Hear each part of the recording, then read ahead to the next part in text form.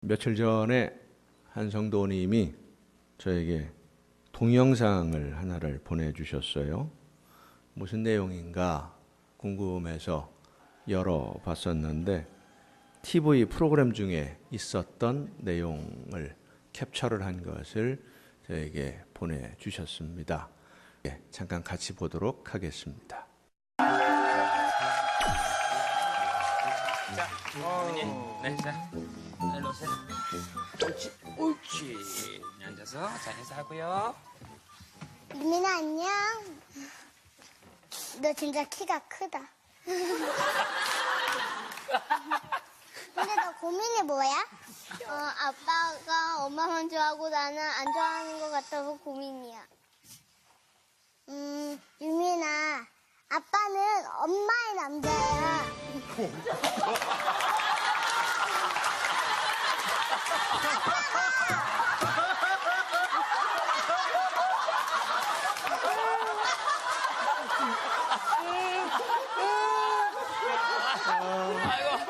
아이고. 아빠가 너보다 엄마를 더 좋아하는 건 당연하지. 그러니까 너도 빨리 남자친구 만나서 남자친구랑 놀아. 언니도 네 마음을 충분히 이해하지만 아빠는 엄마한테 양보하는 게 좋을 것 같아. 네가 현실을 받아들여.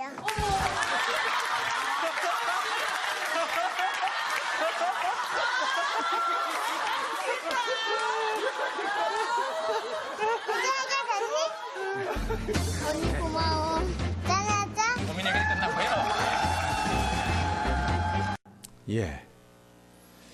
초등학교 2학년짜리 어린 아이가 이런 이야기를 하면 저 아이가 참 지혜롭구나 하고 생각하기보다는 도대체 쟤는 평소에 어떤 말을 듣고 어떤 경험들을 하고 무슨 얘기를 들었길래 저렇게 이야기할 수 있을까? 그런 생각이 먼저 들지 않습니까?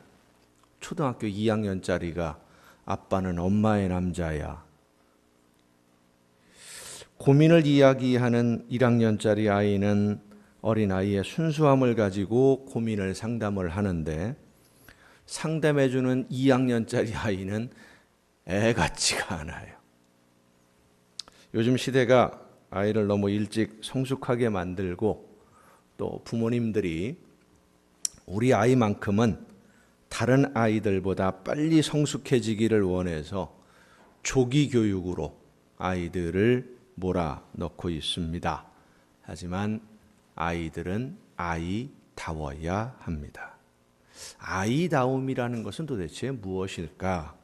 사실 이 아이다움, 애들답다라고 하는 그 기준도 어른들이 가지고 있는 하나의 편견일 수도 있습니다. 어른들이 볼 때 몇 살짜리 아이는 이래야 돼. 뭐 이렇게 평가하는 기준들을 보통 일반적으로 가지고 있지요.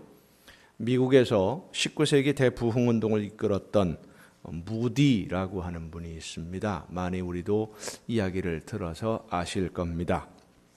이 무디가 영국에 부흥회를 인도하러 갔다가 그 당시에 영국에서 낳은 세계적으로 유명한 설교가인 스펄전 목사님을 만나려고 연락을 했고 방문을 하게 되었습니다. 이 스펄전 목사님은 그 당시에 최고의 설교가로 오늘까지도 전무후무한 설교가로 이름이 있는 유명하신 분입니다. 무디는 학교를 거의 다니지 않은 구두수선을 하다가 성경만 읽다가 하나님의 말씀에 예수님의 사랑에 복음에 사로잡혀서 열심히 만나는 사람들에게 복음을 전하다가 부흥사로 전도자로 나선 분이고 이 스펄전 목사님은 정규 과정을 다 거쳐서 신학을 공부하고 목사님이 되어서 많은 사람들에게 복음을 전했던 위대한 설교가입니다. 당대 최고의 부흥사와 당대 최고의 설교자가 만나게 된 것이죠. 무디가 두근거리는 가슴을 가지고 스펄전 목사님의 집을 방문해서 문을 두드리니까 기다렸다는 듯이 스펄전 목사님이 문을 열고 나오시는데 입에 파이프 담배를 하나 딱 물고 나타나신 거예요. 무디가 깜짝 놀라서 말했습니다. 아니, 어떻게 목사님이 담배를 피울 수 있습니까? 그러니까 이 스펄전 목사님이 빙그레 웃으면서 장난스럽게 이 무디 부흥사의 배를 쿡 찌르면서 하는 말이, 그리스도인이, 예수 믿는 사람이 배가 이렇게 나와서 쓰겠나? 이 두 분의 대화 속에는 많은 의미가, 중요한 의미가 담겨 있습니다. 무디가 몸담고 있었던 미국의 보수적인 신앙을 지키는 교단에서는 술과 담배를 죄악이라고 가르쳤어요. 방탕한 생활의 기준을 술과 담배로 평가했기 때문입니다. 그런데 그 당시에 영국은 물론이고 대부분의 유럽 교회들은 술과 담배에 대해서 너그러운 기준을 가지고 있었습니다. 이것은 신앙의 문제가 아니라 개인의 건강 문제이기 때문에 스스로 절제해야 되는 것이고, 거기에 너무 중독이 되어서 끌려다니면 안 된다. 이 정도로 여유를 가지고 있었어요. 하지만 영국이나 유럽의 교회들이 술과 담배를 개인의 건강 문제다라고 이야기하는 반면에 가장 큰 죄악으로 무엇을 꼽았느냐? 탐식을 꼽았습니다. 음식을 탐하는 것. 유럽의 교회들이 전통적으로 가지고 있었던 7가지 죄악이 있습니다. 우리나라에도 7거지약이 있죠. 못된 거죠. 그거는 있어서는 이상하게 한쪽에만 책임을 지우는, 여성분들에게만 책임을 지우는 7거지약을 우리나라 유교 전통에서는 가지고 있었는데, 이 유럽 교회는 로마 카톨릭 시대부터 7가지 죄악을 이야기를 하고 있는데, 그게 뭐냐 하면 교만, 시기, 분노, 인색함, 색욕, 게으름, 그리고 탐식입니다. 음식을 탐하는 것이 7가지 죄악 중에 하나, 가장 큰 중요한 죄가 이 탐식, 음식을 탐하는 것이었는데, 무디 이 부흥사는 배둘레가 진짜 말 그대로 배둘레 햄이었습니다. 가로 세로가 비슷한 거대한 거구였었거든요. 그 몸을 자랑하고 있는 이 무디를 볼 때 유럽 교회에서는 이게 죄악의 상징인 거예요. 자기 몸을 관리도 못하고 탐심에 그 음식을 탐함으로 인해서 이렇게 배가 나온 이런 사람. 유럽의 기준에서 볼 때는 무디가 죄인이고요, 미국의 기준으로 보면 스펄전 목사님이 죄인인 거죠. 당대 최고의 부흥사요, 당대 최고의 설교자가 둘 다 죄인이 되고 만 겁니다. 우리가 일반적으로 상대방을 정죄하고 판단할 때 우리가 가지고 있는 판단이 하나님 앞에서 어떻게 평가가 될지 깊이 고민해야 됩니다. 어린 아이들을 이야기할 때도 마찬가지예요. 어른의 눈으로 아이들을 평가하기보다는 아이들의 눈으로 아이들을 봐줘야 됩니다. 오늘 예수님의 말씀을 보면 천국은 어린아이와 같이 되지 않으면 들어갈 수 없다라고 말씀하셔요. 그리고 천국에서는 어린아이와 같이 자기를 낮추는 자가 큰 사람으로 인정을 받게 된다 말씀하십니다. 어린아이와 같이 되지 않으면 천국에 들어갈 수 없다. 이 말씀은 제자들이 예수님에게 질문을 했습니다. 천국에서는 누가 큽니까? 하는 질문에 대한 대답으로 예수님이 말씀하셨어요. 이 마태복음뿐만 아니라 사복음서에 나오는 제자들이 예수님께 대한 질문을 보면 처음부터 끝까지 한결같아요. 어떤 질문이냐? 예수님이 왕이 되면 누가 제일 높은 자리에 앉을 거냐? 예수님이 권력을 잡게 되면 누가 제일 높은 자리, 제일 중요한 자리에 앉을 것이냐? 이 문제가 제자들의 가장 중요한 관심사였습니다. 사실 제자들이 예수님의 제자가 된 것은 하나님의 은혜로 부름을 받아서 예수님을 따라 우리가 믿음으로 소명을 감당하고 사명, 이게 아니었었어요. 예수님의 제자들은 언젠가 예수님이 왕이 되면 다윗의 후손으로 이스라엘을 구원하러 오신 분이라면 때가 되었을 때 그 당시 이스라엘을 지배하고 있었던 로마의 군대를 물리치고 왕이 될 것인데, 예수님이 왕이 되면 누가 어떤 자리에서 나라를 다스리는 권력을 나누어 가질 것이냐, 정말로 이 제자들에게는 이게 중요한 문제였어요. 오늘날 정치권에서 한 발자국도 물러서지 않고 힘을 겨루고 있는 것도 누가 권력을 잡을 수 있느냐, 누가 권력을 장악할 것이냐 하는 이런 문제지 않습니까? 예수님은 제자들을 부르실 때 제자들을 그런 목적으로 부르지는 않으셨어요. 제자들을 예수님이 왕이 되면 요직에 어떤 장관의 자리에 이렇게 앉혀서 나라를 다스리겠다, 그런 목적으로 제자를 부르신 것은 아니었는데, 제자들의 생각은 전혀 달랐습니다. 그래서 이 제자들은 시간만 나면 누가 더 높은 자리에 앉을 것이냐 하는 문제로 다투고, 심지어는 야고보와 요한은 자기 어머니까지 동원해서 예수님에게 청탁을 넣고 결국 예수님에게 또 와서 물어보는 거예요. 그런데 이 제자들이 이 질문을 예수님에게 한 때가 언제냐, 오늘 마태복음 18장에 나오는 이 본문 말씀을 보면 언제 이 질문을 했느냐 하면, 예수님이 변화산에서 내려오셨어요. 그리고 귀신 들린 아들을 데리고 온 한 아버지의 기도를 들으시고 그 아이의 귀신을 쫓아내주십니다. 그리고 이어서 하신 말씀이, 이제 내가 사람들의 손에 넘겨져서 죽임을 당하게 될 것이다. 이 말을 듣고 제자들이 많이 근심을 했습니다. 많이 걱정을 했어요.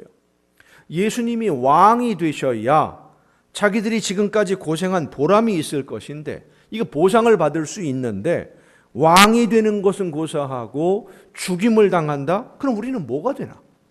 예수님을 따라 나선 이 제자들의 입장이 뭐가 되겠습니까? 예수님이 왕이 되고 권력을 잡고 그래서 나라를 다스리고 그래야 자기들도 한 자리를 차지할 수 있고 보상을 받는 것인데, 그것 때문에 고민하고 근심하다가 또 예수님에게 와서 물어본 것이 오늘 마태복음 18장입니다.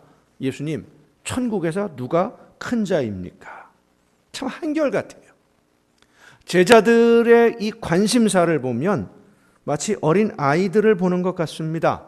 아이들을 보면은요, 어느 한 가지에 딱 꽂히면은요, 다른 거 안 보죠. 한 가지에 딱 꽂히면 오로지 그것만 봅니다. 제 친구 목사님의 아들 하나가 오래전에 공룡에 딱 꽂혔어요. 4살, 5살 학교 들어가기 직전에 공룡에 딱 꽂혔는데, 공룡 중에 티라노사우루스를 제일 좋아합니다. 서울에서 목회를 하고 있는 친구인데 그 집에 가면은 온통 공룡이에요. 자기보다 더 큰 공룡도 있어요. 그걸 밤에 끌어안고 자요. 티라노사우루스를. 친구 집에 가서, 그 목사님 댁에 가서 아이를 보면 물어봅니다. 우리 친구들이, 너 커서 뭐가 될래? 그럼 이 아이가 대답하는 말이 딱 하나입니다. 티라노사우루스예요. 자기는 커서 공룡이 되겠답니다.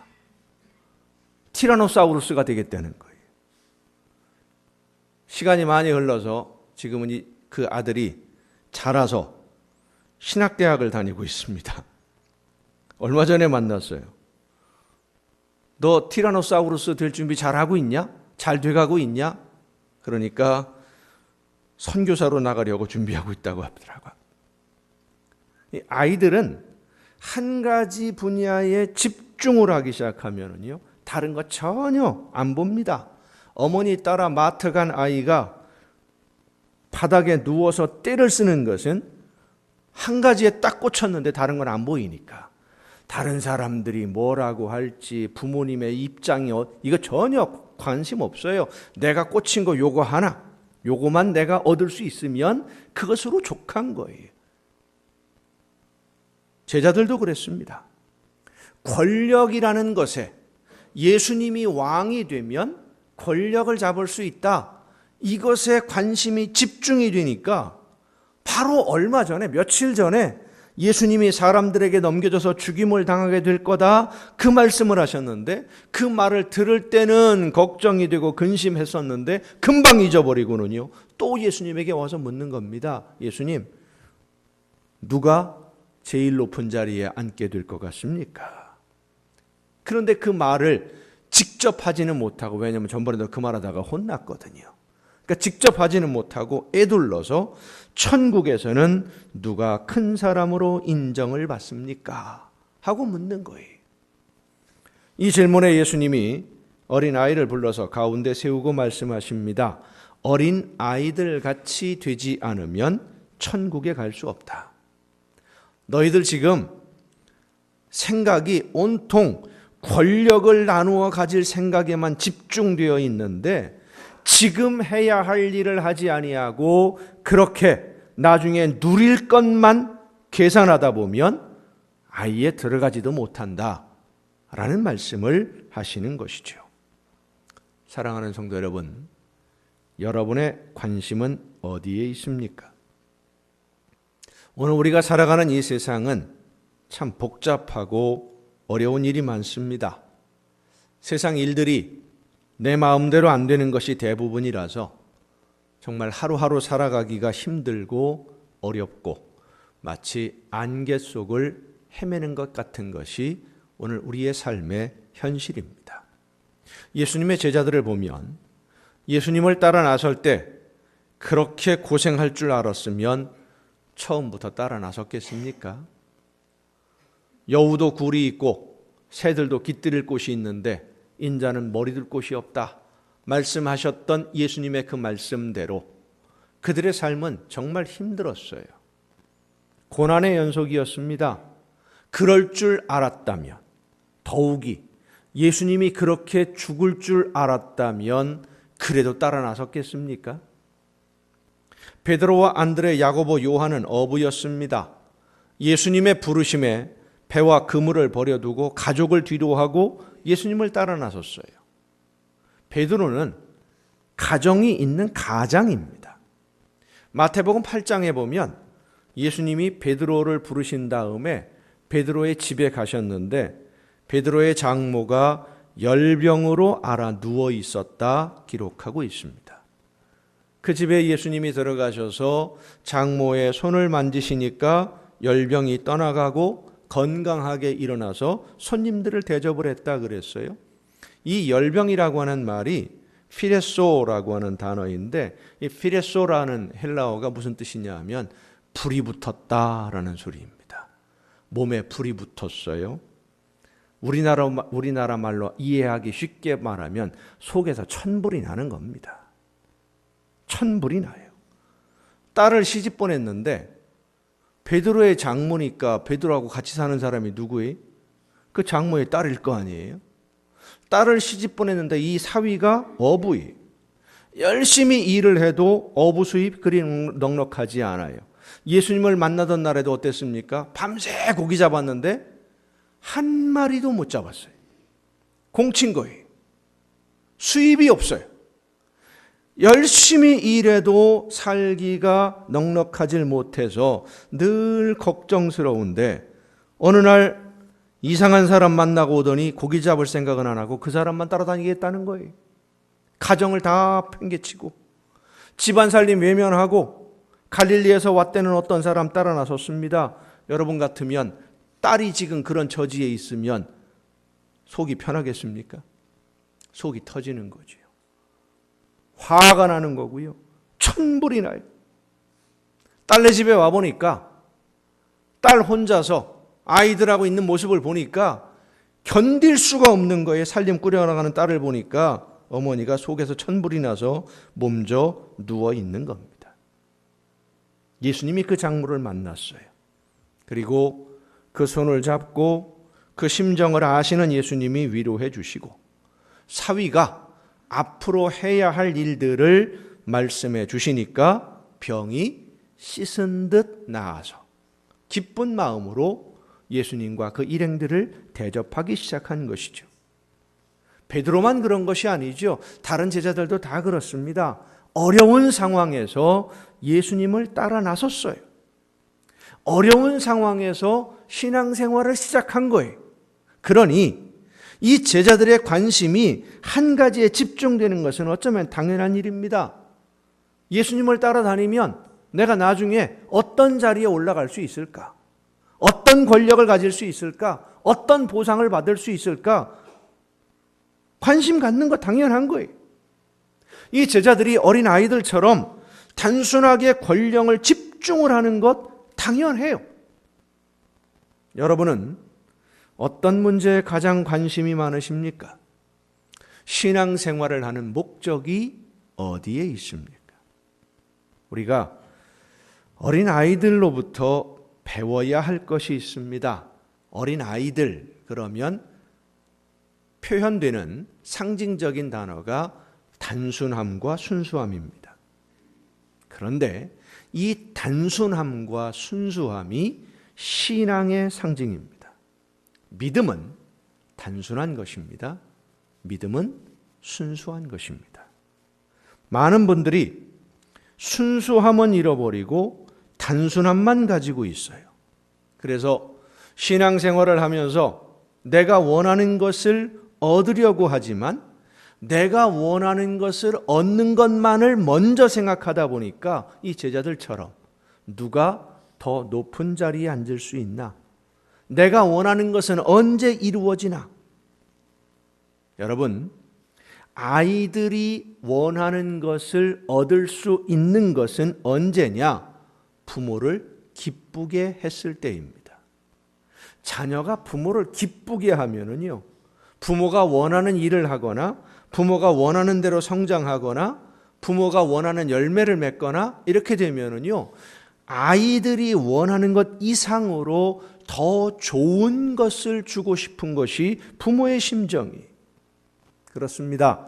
우리가 하나님의 자녀로 어린아이와 같이 겸손하게 내 힘으로는 할 수 있는 것이 없으니 하나님, 저를 좀 도와주세요.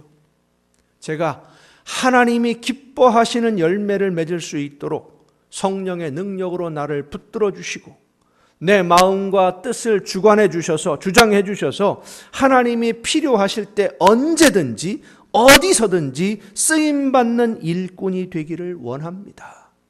이런 순수한 믿음으로 하나님을 의지하고 믿음으로 순종할 때에 하나님은 놀라운 역사하심으로 우리 모두를 하나님이 기뻐하시는 일꾼으로 하나님의 아름다운 자녀로 세워 주실 줄로 믿습니다.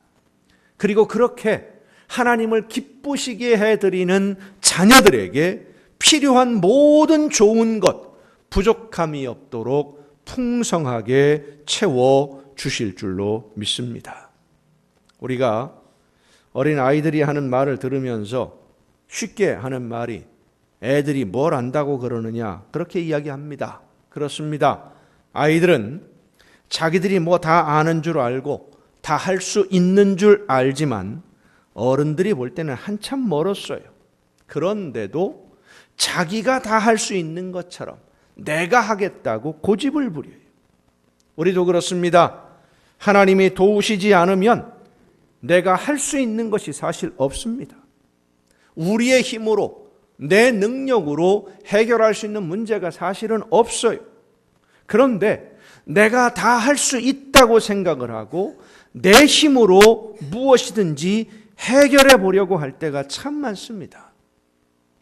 가장 지혜로운 자녀는 부모님에게 의지하고 도움을 요청하는 자녀입니다. 아무리 힘이 들어도 부모님은 자녀를 돕는 것을 기뻐합니다. 내가 어려워도 자녀들에게 힘이 되어주고 싶은 것이 부모의 심정이에요. 자녀들이 부모님을 의지하는 것처럼 오늘 우리 모두는 하나님을 의지해야 될 줄로 믿습니다. 하나님의 도우심을 간구해야 됩니다. 주님, 나에게 사명을 맡겨주셨는데 나에게 맡겨주신 이 사명을 감당하는데 내가 부족함이 너무나 많습니다. 하나님이 나에게 하라고 맡기신 일들 내 힘으로 다 할 수 없습니다. 나를 하나님이 원하시는 일을 이루어가는 도구로 일꾼으로 사용하여 주시옵소서. 나를 통하여 하나님이 기뻐하시는 열매가 풍성해질 수 있도록 내 삶을 인도하여 주옵소서. 무엇인가를 얻는 것보다 나를 통해서 하나님이 이루기를 원하시는 뜻을 이루어가고자 하나님을 기쁘시게 해드릴 때에 우리의 삶에 필요한 모든 것은 조금도 부족함이 없도록 넘치도록 부어 주실 줄로 믿습니다. 아이들은 어려운 일을 만나거나 힘든 일을 만나면 어른들에게 도움을 요청합니다. 아이들이 어른에게, 부모에게 도움을 요청하는 것처럼 우리는 하나님께 기도하며 하나님을 의지하고 믿음으로 최선을 다해야 됩니다. 우리가 어린아이와 같은 믿음으로 하나님을 의지하고 순종할 때 하나님의 놀라운 역사하심이, 성령의 충만한 능력이 여러분과 함께 해 주실 것입니다. 오늘 우리의 모습이 예수님의 제자들처럼 주님이 원하시는 일, 나를 통해 이루고자 하시는 일이 아니라 이 세상의 다른 여러 가지 일들에 관심이 많아서 주님께 기쁨을 드리기보다는 염려를 드리는, 근심하게 하는 그런 부족한 일꾼들이지만 부족한 모습 이대로 하나님이 원하시는 열매를 위해 오늘 헌신하며 말씀을 따라 믿고 의지하며 순종할 때에 성령의 놀라우신 능력이 여러분과 함께 해 주실 줄 믿습니다. 믿음으로 순종할 수 있도록 우리의 마음을 붙들어 주시고 믿음을 강하게 해 주십니다. 우리 모두가 하나님 앞에서 어린 아이와 같은 순수한 믿음으로 하나님을 믿고 의지하고 순종함으로써 하나님이 준비하신 모든 좋은 선물로 오늘보다 내일 더 풍성한 복을 누리는 여러분 모두가 될 수 있기를 예수님의 이름으로 축원합니다.